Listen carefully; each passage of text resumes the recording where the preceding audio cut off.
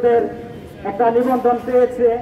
এর জন্য আমি বাংলাদেশ সরকারকে যারা এখন দায়িত্ব আছে তাদেরকে ধন্যবাদ জানাই, আরো ধন্যবাদ জানাই আমার সাথে যারা আছে সবাইকে।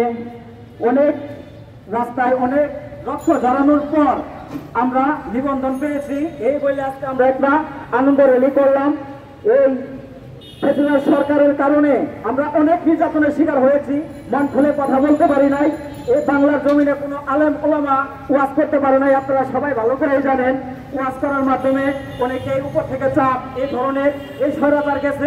আমরা এখন মুক্ত বাতাসে বাংলার বাতাস বুকে নিয়ে রাজপথে আমরা অনেক শান্তি পাইতেছি, অনেক শান্তি, এত শান্তি যা বাংলার মানুষ এখন পাইতেছে বা আমরা উপভোগ করতেছি। এত একটা শান্তি দীর্ঘ 15টা বছর আমরা অনেক অশান্তিতে ছিলাম।